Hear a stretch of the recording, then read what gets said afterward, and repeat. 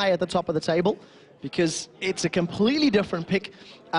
Obviously, being mostly attack damage based, being closer to an AD carry and, you know, like a needly type of split pusher in the top lane, Malphite should have a relatively easy time dealing with her. Once he gets some more armor up, once he gets some more HP, there's not going to be much kill potential from Quinn onto Malphite. However, if Spontex's Quinn gets, you know, harassed down a little low, a good unstoppable force combo could actually pop her in her spot.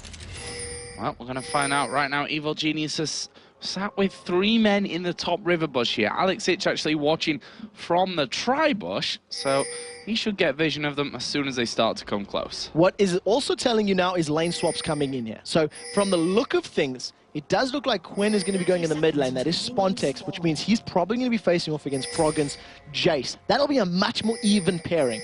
They both have ranged poke, even though Jace outranges Quinn. And we'll see whoever gets that early damage down should be able to help win that lane out relatively well. Always remember that Malphite, being played by Wicked, does have teleport. So those teleport ganks are going to be very, very crucial in the mid game. Who's there? Not annoying whatsoever, them birds.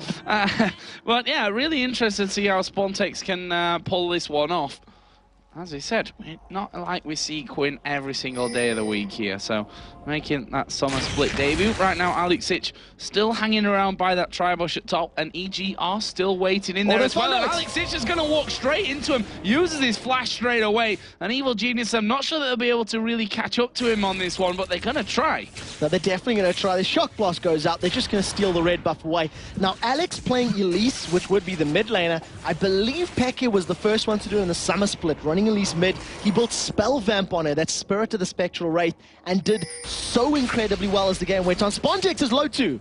Spontex getting ignited on there by Froggen, using that one very, very early on, probably just trying to force him out of the lane as fast as he possibly can here. If Froggen hits level 2, he can switch to hammer form and slam the hammer down onto Spontex. So we're going to keep a very close eye on that one because the burst potential is definitely in his favor as long as Spontex remains on low HP.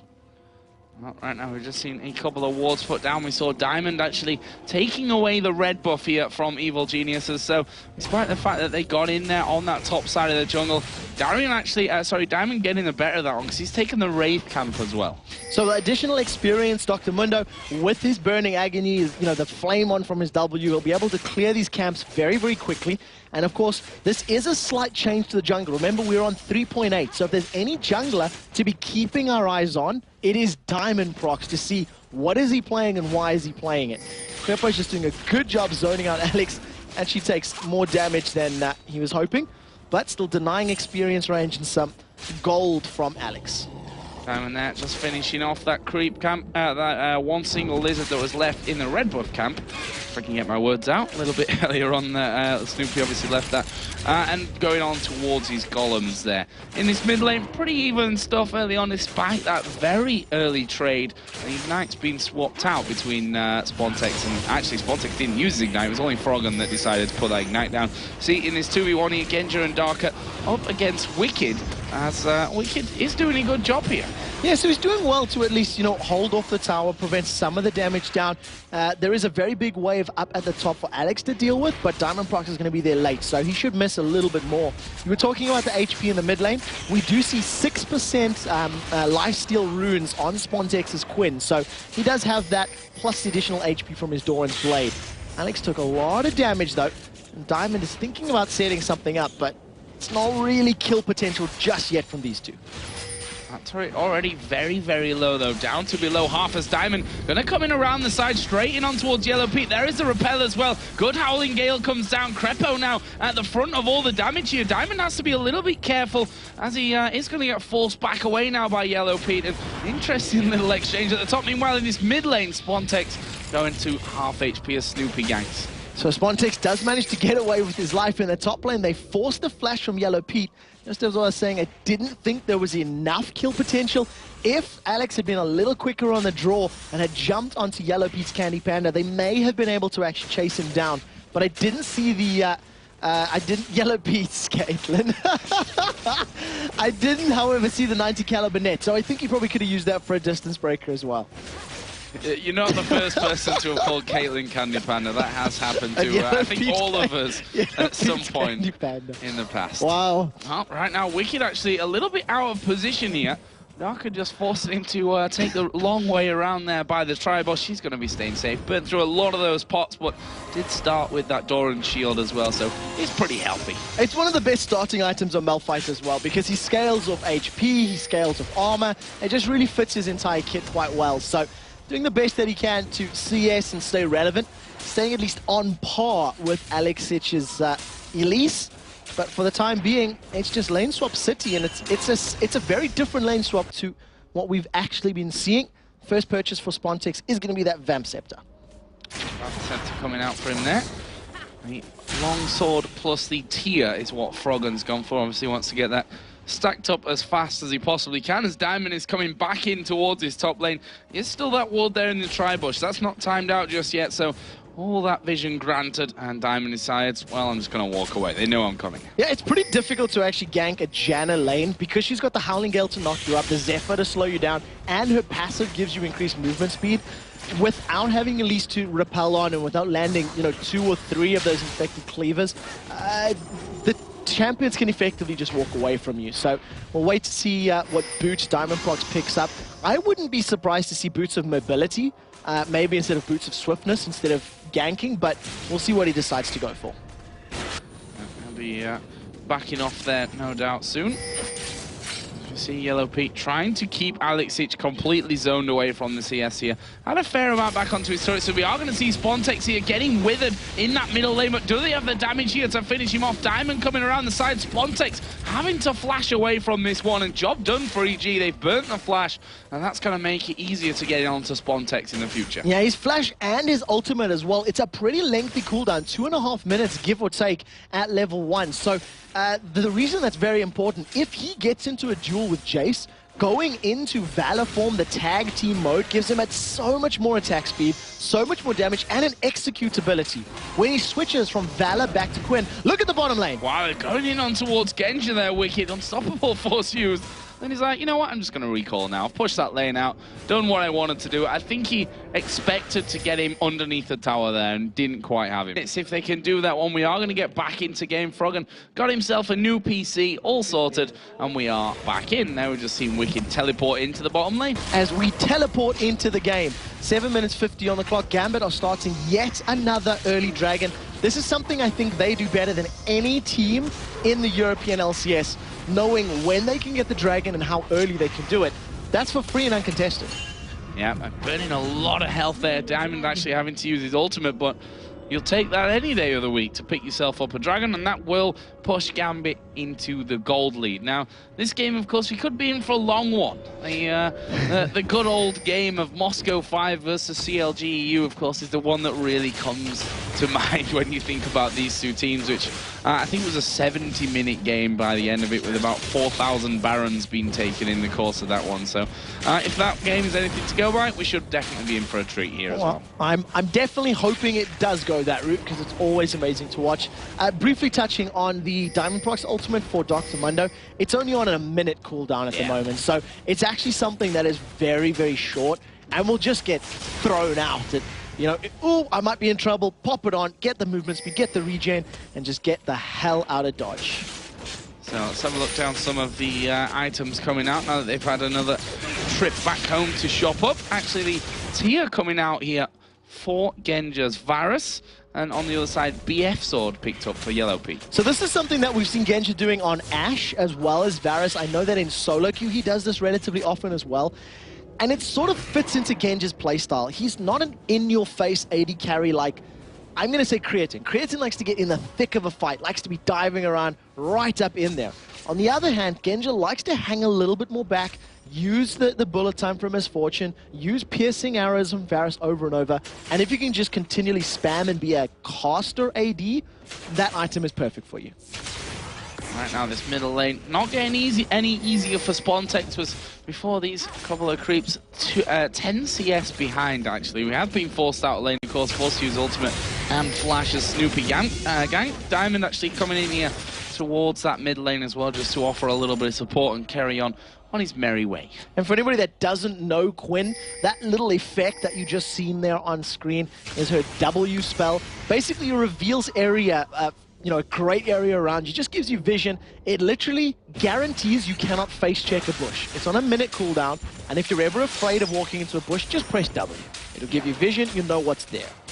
And can be help, you know, useful in that mid lane to see if any Snoopies are hiding in the bushes to come and get you.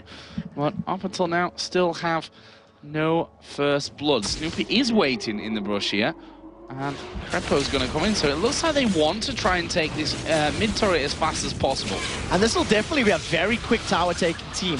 Jace is going to be able to have that additional attack speed from his W. You add the attack damage shield from Janna's E, and of course the fact that Nasus can use that Withering Strike on you, just his Q, the Recycling Strike, to chunk down towers. You've seen how quickly that was dropped. Yeah, Gambit themselves may look to get a tower back here. That bottom outer turret for EG is very, very low already. And Genja and Darker are pushing up that lane pretty quickly.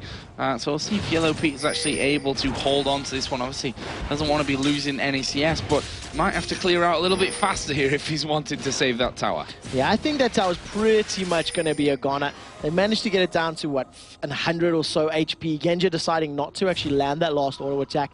Just extend himself, give an extra wave or two worth of minions to farm up. Overall, it's just Evil Geniuses with a tower advantage, but it doesn't display in gold because Gambit have that dragon advantage. Remember, they picked that up around 7 or 8 minutes. They'll be up again at about the 14-minute mark. Yeah, I think 7.5 minutes was pretty much the timing that they had down on that one. An early one, which we've come to expect out of Diamond when he does get into these, you know, gets these champions that can go for those early dragons, the Nasuses, the Mundos, and the Shyvanas. We used to see him doing that very early as well when he played Shyvana. Right now, they are pushing onto that middle outer turret themselves, and Spontex is going to do a fair amount of damage to it. Yeah, Spontex is actually chunking that away quite quickly. He's busy sitting on that Bilgewater Cutlass as well as an Avarice Blade. So I'm very interested to see where this Avarice Blade gets built into. I would expect it to be a static Shiv, which benefits with the movement, with dancing around. You can charge it up very, very quickly. So we'll see how that pans out.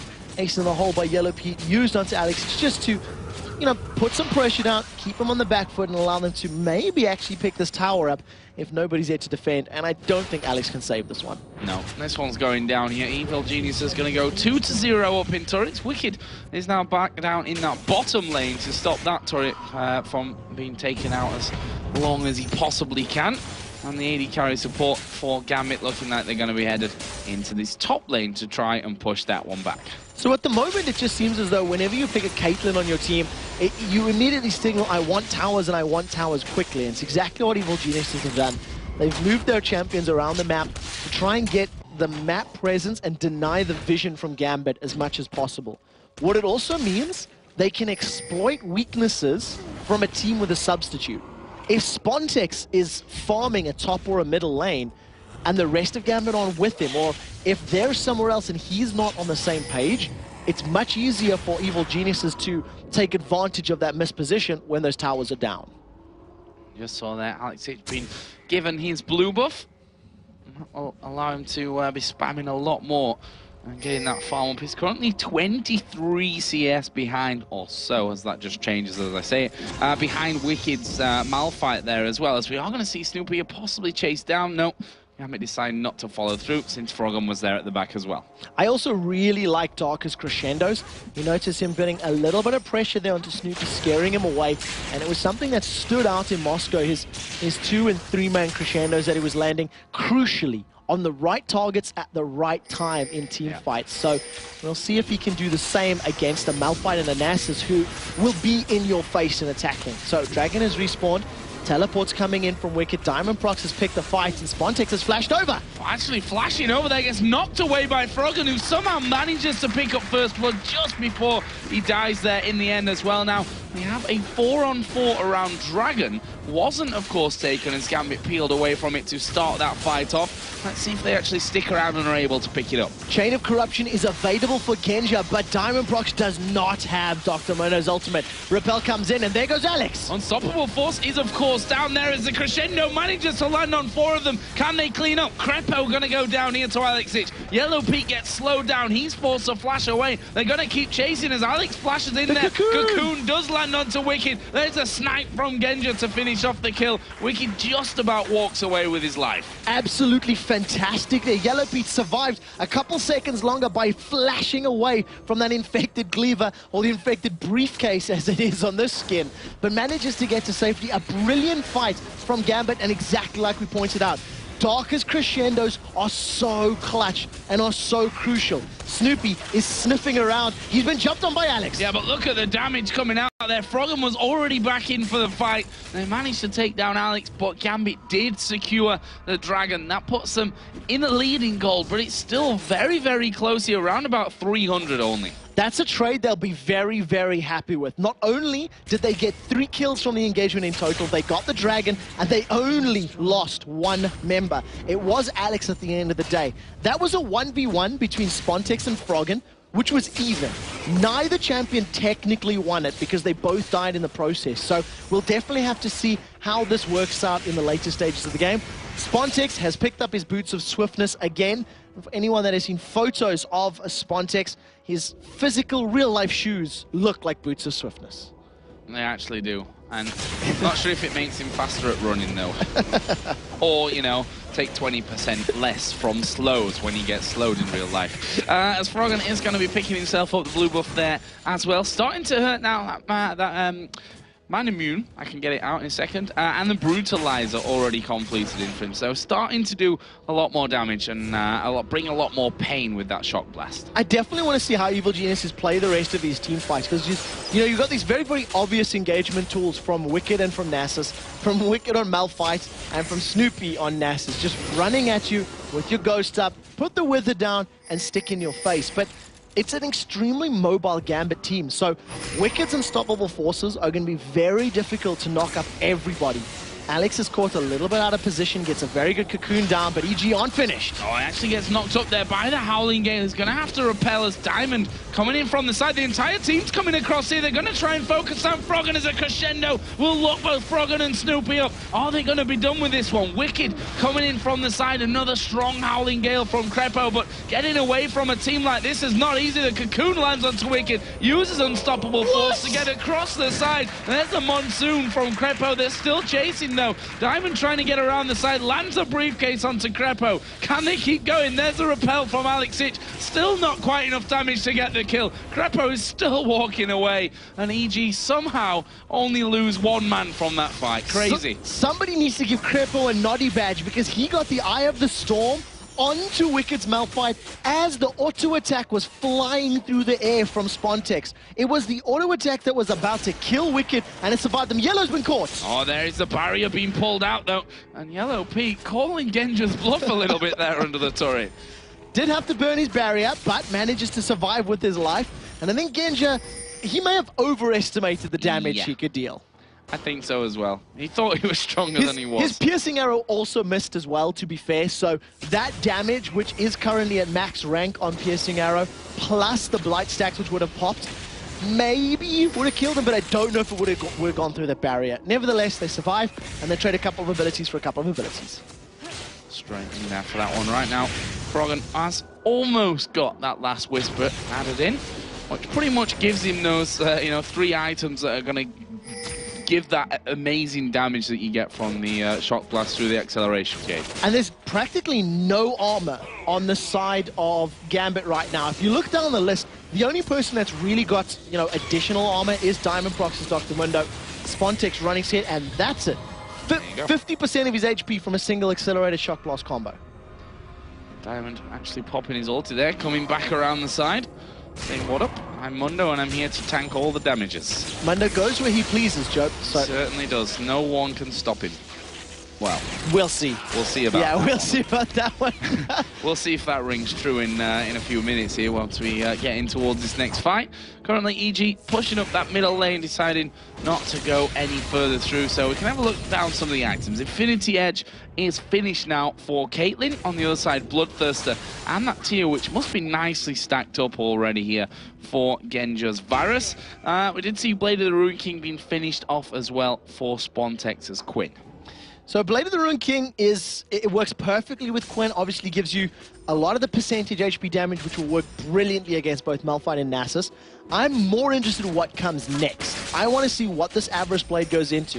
Genja is thinking about round 2 with Yellow Pete. He's caught him, and there's the fight. Gonna go for him this time around, and this time he's actually winning out on this one. Yellow Pete tries to get away, does flash, but Genja flashes straight in after him, and he says, now I can fight you. Yeah, they used all their abilities. Wicked's been caught by Alex. Gonna be jumped on here, but does Alex have the damage to finish off that big tanky Malphite? Spontex is gonna get nailed, was knocked up with the Howling Gale in the process as well, and that was a 2 versus 1 in the middle lane, which he was never gonna win. It was an interesting one as well, because he changed into, you know, tag team with Valor, and when you use Volt, the E spell for her, in human form, it'll jump to a target, then push you away and slow them down. But in bird form, it just launches the attack at the spot. So he sort of dove forward, even though he was dead.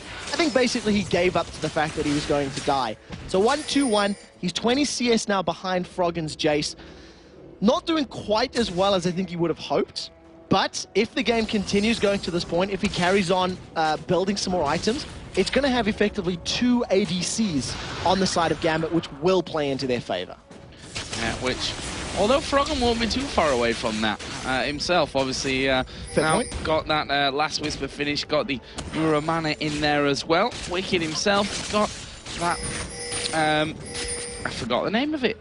That's great, isn't it? Sunfire Cave. Yeah, Sunfire Cave. It's all right. I've only been commentating about that item for 2 seasons now. I'm pretty here in League sure of you Legends, always forget the Sunfire Cave. I always somehow forget Sunfire Cave's name. It's a strange one. Well, talking about Sunfire Cave first, we've seen Malphites that go Haunting Guys, then Abyssal Scepter, go that ability power route. The one thing Evil Geniuses is lacking is significant ability power damage. They don't have a very AP-heavy side. So once the members of Gambit do actually start stacking up some armor, they may be able to out-survive, out-sustain the damage of their opponents. And I'm trying to remember, I think Ninjas in Pajamas had that problem against Lemon Dogs, if I recall correctly. They had a very AD-heavy team, and they just simply couldn't get through the Lemon Dogs' mass stack of armor.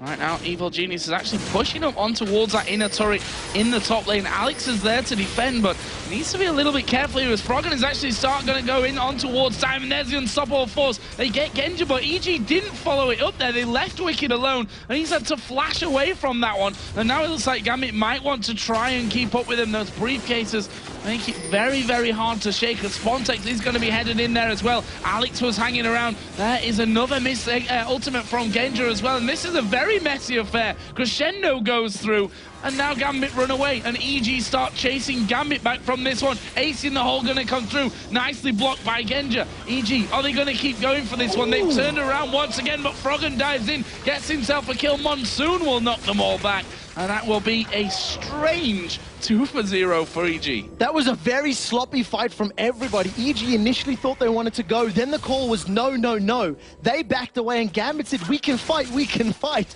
Gambit dove in, but they weren't stacking onto the right target properly, and basically everybody sort of whiffed really what they needed to do. Darker got a very good crescendo. He actually locked up Snoopy and Yellow Pete, but Froggen was off to the side, continuing shooting shots. Fix works right now. I'm remaining hopeful. I'm remaining hopeful.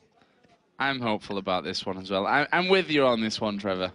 Hopefully it should be pretty much fixed. We're going to go with that, and just, we're hoping for the best. Let's put it that way. You can say that. You can say it's fixed. As Joe Miller, 2K13. Yeah, all fixed now, apparently, hopefully. So, back into things we go then. Froggen there, running off down the middle lane, so he seems to be in a happier place right now. Yeah, he's you know, playing the game to a different tune, I imagine, and we'll see if he can find the right note to actually win more team fights.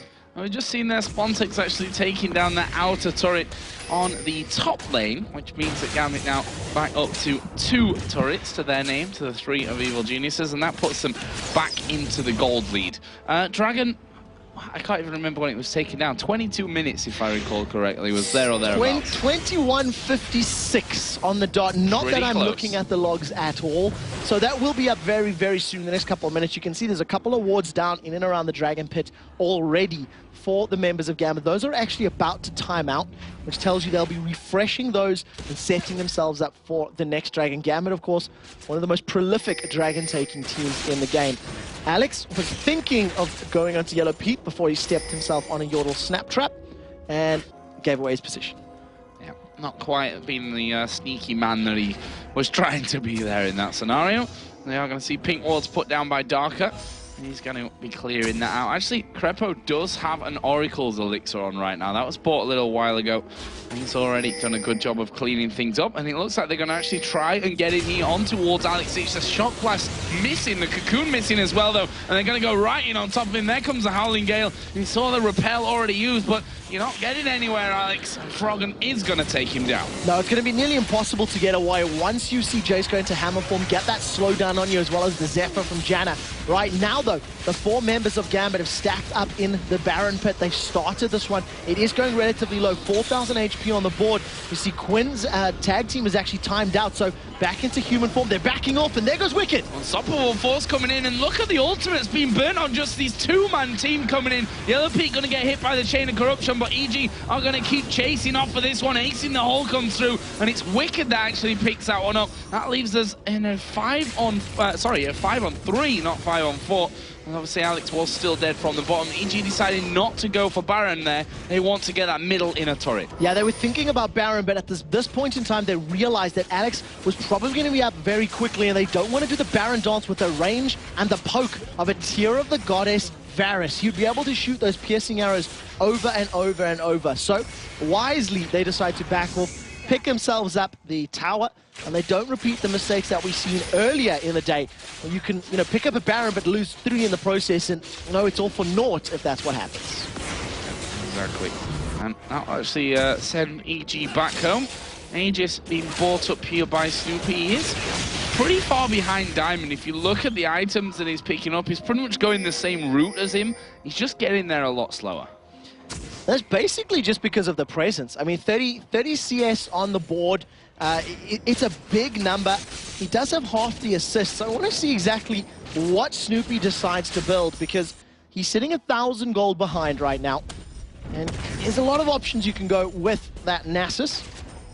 It's difficult to prioritize because it's a lot of physical damage from Quinn and from Varus, but then a lot of magic damage that over time Mondo's going to deal to you on the burst that Elise is going to deal to you. So maybe something along the lines of a Locket of the Ancillaria might be a good idea. Maybe coming in at some point here for them. See if we do have that Frozen Heart in there as well for Wicked now, as we expected him to be going up to. And we already saw in that fight that, Unstoppable Force, even though he's not building any AP in there, still is not just an amazing crowd control ability in there as well to knock everyone up, but it still does a hell of a lot of damage. Yeah, the base number is relatively good as well. At level 2, it's a 300 base before adding your AP. And when you add that onto targets that not only have very little armor, they've actually got even less magic resist across the board, it does hit pretty hard. If you're not in range of Diamond procs, well, he's just been caught out. He's been caught out here, but can they lock him down? Actually, he's going to get hammered away. There is Yellow Pete from the side. Froggen actually gets the kill, and that will be in perfect timing for the Dragon here that spawned just a few moments ago. EG going to be taking that one away for free. Froggen is now 6-2-2. And it's a problem of giving Jace away. We've seen Jace, permanently banned practically during weeks 1 and 2. And the one game that Froggen did get hold of him, he did exactly the same thing to Fnatic. He used those shock blasts from range, and when he did commit, it was a guaranteed win because they were so low. And as you can see, he's running around with that Guardian Angel completed. So we'll most likely see him picking up a Black Cleaver and then into a Bloodthirster a little later down the line as well. And right now, EG starting to mop up what was left of the outer bottom lane turret here as they are going to go in on towards Alex. He's going to repel away here. Froggen now going to take a lot of damage, has to flash away. Greppo had flashed in and used his Monsoon. A bit of a lack of a communication, I think, there between the EG guys. No, not exactly the same page. I also think they expected more members of Gambit to dive forward. The fact that the Chain of Corruption had gone down signaled that Gambit maybe wanted to pick a fight. You've seen Spontex coming in from the side. He used that Vault just to get a slow and actually got the flash out of Wicked as well. So keep that in mind for the next couple of minutes. Wicked was like, whoop, I don't really want to be here. And he flashed over the tree line. Yeah. It's not exactly what EG will have wanted in the jungle of Gambit there. We're expecting to get away a lot easier than they actually did. Right now, Gambit pushed them straight back here on towards that outer mid turret, which is less than half HP. See there, a double buffed up Genja, just managing to land that piercing arrow on towards Snoopy, who, despite being having some decently tanky items in there, still takes a lot of damage from those arrows. Yeah, at the moment, Snoopy, he's got a few extra statistics on board, but he's not as beefy as he really needs to be. He's still sitting on 2,300 HP only. It looks like Evil Geniuses want to pick a fight. They were grouping up together. But look at the piercing arrow there onto Yellow Pete. So every single time Genja manages to get a max range snipe, Yellow Pete is dropped very low, and he's got no lifesteal either. So he's got no sustain that he can pick up off these creeps. He's going to be very reliant on the shields from Janna and the heal from her ultimate. You see Howling Gale going out, trying desperately to keep Gambit away from this middle outer turret. They know that they lose a lot if that ends up going down. And the fact is they've got both of Gambit's middle turrets right now, which means that they've got a big advantage in that respect. One of the things that makes life a little bit more difficult for Gambit, Genja's trying to keep them at bay with those piercing arrows, which means that he's not close enough to actually hit the turret. So the turret has survived this is the 4th minion wave in a row now, thanks to the fact that they're trying to control EG as opposed to just making a concerted effort on the turret. Finally, there are people hitting it, but it's Alex. Elise should not be the one that's right-clicking that turret. It should be Quinn. It should be Varus. Well, Spider's starting to force them away from this one. In the end, I think Diamond got bored of waiting around and decides to go in and tank it, but it needed just one more hit. Yeah, one more hit. This wave might be the wave. Dark has gone in there. Diamond's gone in there. I think they're sort of going, come on, guys. The AD carries aren't doing this. We'll do the job for them. They do eventually pick up their 3rd tower of the game. Brings us within 2,000 gold of Evil Geniuses, which is basically the 2 extra towers that they've picked up. And Gambit haven't stopped the siege. No, they seem to be pretty determined on pushing this one straight through here. Those waves not lasting very long. You can see at Yellow Pete, Infinity Edge, Phantom Dancer, Last Wisp, a very traditional build there for the Caitlyn, is starting to hit pretty heavy, around about 350 damage those last auto attacks onto Diamond, so I need to be careful. That Kate, if you get out of position, will strip you down. Now, one of the things that Kate is going to have to deal with when we eventually get into these later team fights is the blinding assault from Quinn. It's a 1.5 second blind, which if Froggen goes into hammer form and dives into a fight, will affect him as well. A lot of those right clicks, those auto attacks for that time frame will be blocked and negated. So that could be 1 or 2 auto attacks as this game goes on. And when somebody's got 300, 350 attack damage, that's a lot of AD that just gets missed thanks to being blinded by that ability. Now, Black Cleaver now in there as well for Froggen. Can definitely afford it. 290 CS. Got 6 kills to his name with those 2 assists and 2 deaths as well. The problem is that we've got to a bit of a stalemate point in the game where both teams not confident in their ability here to actually engage. Evil Geniuses have got a healthy gold lead at 3,000, just a little bit less than, so now, they're technically in the lead in this game, but typical EG style. I mean, that's not a bad thing as well. I mean, we always say that as a little bit of a joke here towards EG style, if you like, but it's a proven way that they can win games with. Agreed, it's a testament to them. They realize that if they get to, 2 teams get to 6 item standards or stature, whatever, that they are able to win games at that time because their decision-making and positioning tends to be superior. One of the things that makes this particular game even more likely to go to this 50, 60, 70-minute mark is that they're so easy to read in terms of where the initiation comes from. If somebody gets caught by a cocoon, Gambit will jump on you. If Diamond Prox runs at you, they're picking a fight. Similarly, if Snoopy's Nasus runs at you, they're going to pick a fight, or if Wicked decides to throw himself at you. But the likelihood of Wicked being the all-out aggressor in a strange position is slim to none. This, however, is a two-man Baron, and that is getting destroyed very quickly. Yeah, 3 men in middle, 2 men doing Baron, and it's going down. Easy stuff there for EG, and Gambit realizes they see that buff icon popping up like, a 2-man Baron. That's unfortunate news for us, to say the least. Great pickup for EG, though. Whoopsie is the best description of that. They didn't have the vision. Darker was actually moving to place wards down, if you recall correctly. Froggen scared him away with the Shock Blast combo and almost moved as though they were going for the red buff. That was what made Gambit back off. They thought, well, they're in our jungle. We're not willing to, face check the fog of war. And instead, they let it be. So the 2 members of EG pick up a very, very quick Baron. They just face tank the turret. They drop that even quicker with a Jace and a Caitlyn, like you said, 2 AD carries effectively.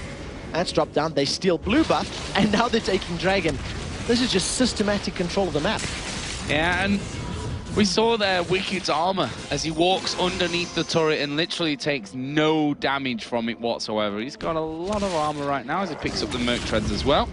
Only 394, if I recall correctly. Let's fill it up. No, sorry. 255 armor. 255 armor on that Malphite. I was going to say 400. Yeah, 400 is a bit much. That is a lot. 400 is a bit much. That really is a lot of armor to come out with. But now he is a big, beefy tank as he picks up Giant's Belt number 2. Yeah, he's so big at the moment he needs 2 pairs of pants on Malphite's very slim waistline to contain all of those items. Look at it. There it is right now.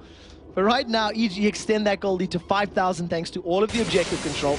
They're finally in a position where if Wicked and Snoopy tower dive, as long as Froggen and Yellow Pete focus the right target with their auto attacks, they can kill them. But it's not a traditional tower dive team. So think back to DreamHack, where they did a tower dive. They had a Zac combo with Malphite, I think it might have even been. I can't recall who the dive buddies were. But they went under the turret. They had a very strong advantage, and they weren't afraid to dive. I think it was Zach Sejuani. Zach Sejuani, probably. Yeah, with Zach on Wicked in that top lane. Yeah. Well, either way, that was then. This is now. And EG running that Baron buff on. Extending their lead to not too far off away, that 10,000 gold lead. And they are starting to siege up here in this top lane. And as I say, sieging, they're putting down a lot of damage there. And that's onto Diamond. That's the tanky man in this Gambit lineup. They've got so much penetration that it's actually relatively easy for them to do it. Yeah. The Black Cleaver from Jace is going to shred whatever armor he does have. And then the last Wisp on Kate, that's just going to go through everything. Keep in mind, 1 Guardian Angel on the side of Evil Geniuses, 2 Guardian Angels on the side of Gambit. So this is going to be a 6 versus 7 team fight if it eventually breaks out. Yellow Pete is working himself towards a GA. Tower is still standing, lost a couple hundred hit points, but it's just poke versus poke. I mean, that's all this is. It's just range poke versus range poke. Which, on one hand, EG with that Baron buff on, obviously going to be getting the regen in there. You've got Darker to offer that healing. But that turret is going to go down. Evil Genius is going to be happy with that one. Will they stick around and try and have that in him away? I don't think Gambit is strong enough at this point to fight for it. No, they need to catch somebody off guard. They need Alex to land a very good cocoon, or they need Diamond Procs to single out either Jace or Caitlyn, because those are the only 2 deaths that will help them out. In terms of poke versus poke, Froggen's poke with Jace is splash damage poke, which is why they are winning these engagements. If it hits 1 target, it splashes to everyone else. Here's the engage from Diamond Procs. Diamond going in here. It's Wicked that was pretty much the focus of that one. EG looking to back away from this one, but you've got to wonder if they're just going to turn it around here at some point. And there we go. EG turning. There's the unstoppable force. He's got 4 of them here. This is bad news for Gambit. Spontake's going to dive into the middle of them. Well, this damage is all going the way of Evil Geniuses. They've got themselves 2. Flashes coming in for more. Froggen not quite able to finish off Diamond there. There's a shock blast through. Going to hammer down on him and pops the Guardian Angel right next to the fountain. He will see if Genji can escape. Nope.